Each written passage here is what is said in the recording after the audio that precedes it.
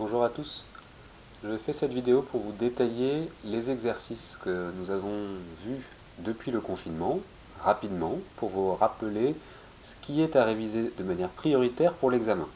D'accord? Donc vous allez avoir un QCM dans quelques jours, on a préparé ce QCM, il y a 10 questions distinctes sur plusieurs parties du programme, des questions à choix multiples, avec à chaque fois une seule bonne réponse, et je vais vous détailler dans cette vidéo tous les points qu'il faut vraiment connaître.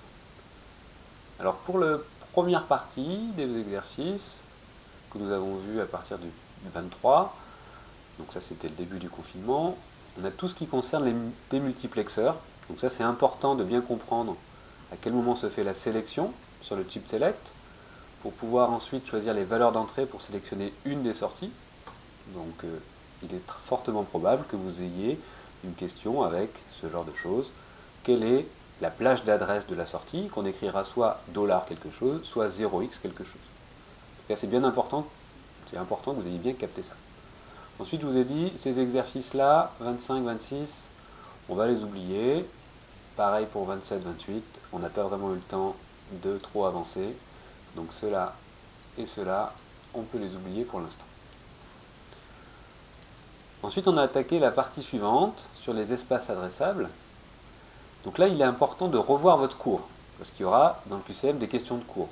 Bien comprendre la différence entre mémoire vive, mémoire morte, les différents types de bus, adresses, données, le chip select. Donc tout ça, c'est important d'avoir bien relu son cours au moins une fois ou deux, pour bien savoir utiliser tout ce vocabulaire-là.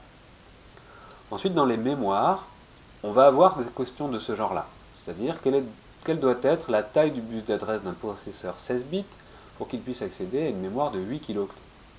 C'est un exemple de question, mais on peut varier la valeur du bus d'adresse, la valeur de la capacité. On peut vous donner la capacité et le bus de données, il faut en déduire le bus d'adresse. La capacité et le bus d'adresse, en déduire le bus de données, etc. En tout cas, il faut bien connaître la relation entre ces termes-là, que la capacité, c'est 2 puissance la taille du bus d'adresse multipliée par la taille du bus de données.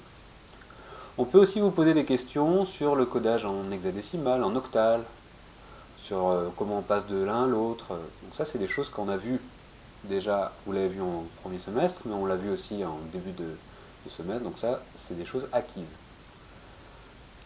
Ensuite, on a des questions de ce genre-là. On a combien de mots mémoire? Donc ça, on se rappelle que c'est 2 puissance la taille du bus d'adresse. On a une mémoire donnée, on peut essayer de convertir ça en nombre de mots, donc 2 puissance la taille du bus d'adresse, fois la taille du bus de données. Donc ça aussi, c'est des exercices que je vous invite à refaire en regardant les vidéos de M. Rousseau,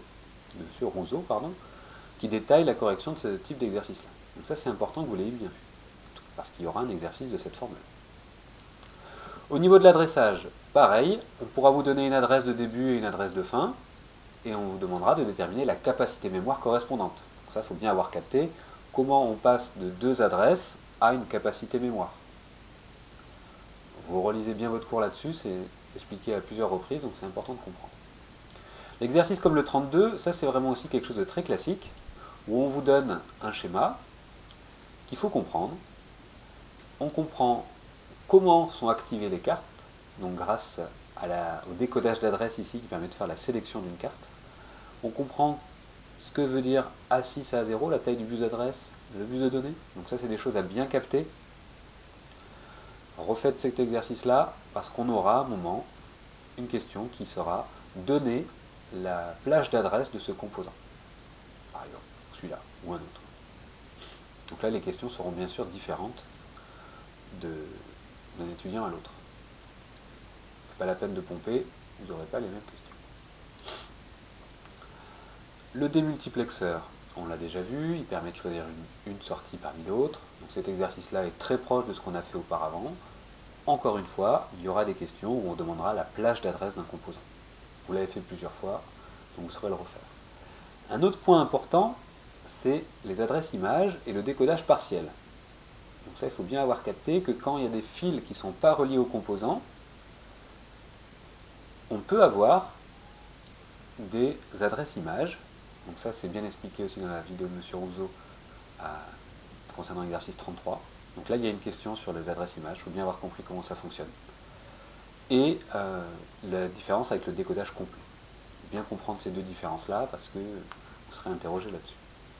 Ça dépend du nombre de fils qui sont reliés à la carte, et on peut avoir plusieurs adresses qui correspondent à la même case mémoire. Donc là, ça c'est dit. Ensuite, les exercices suivants, ça pareil, on peut vous donner un plan comme ça, et on vous dit quelle est la capacité à partir de deux adresses. Si vous avez l'adresse de début et l'adresse de fin, par exemple ici, l'adresse de début et l'adresse de fin, vous pouvez en déduire la capacité de la mémoire à condition que vous connaissiez la taille du bus de données, quelle est la taille de chacune des cases. Donc ça c'est vraiment quelque chose que vous devez savoir faire. Le 35 était très proche des précédents, et donc c'est toujours à peu près la même chose sur le décodage d'adresse. Savoir lire ce type de schéma, ça c'est important. Savoir écrire une équation logique à partir d'un schéma de cette forme-là, savoir à quel moment le CSROM bar sera actif.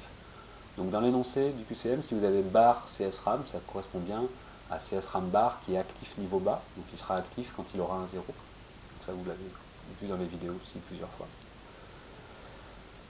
Les capacités, savoir jongler entre kilooctets, kilobits, mégaoctets, bits, octets, tout ça, il faut bien avoir compris le passage de l'un à l'autre.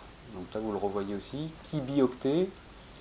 Alors la notation kilo ou kibi, bon on essaiera de l'écrire à chaque fois un peu de la même manière, mais kibi c'est 2 puissance 10, kilo, là c'est un peu un abus de langage, on devrait plutôt dire kibioctet.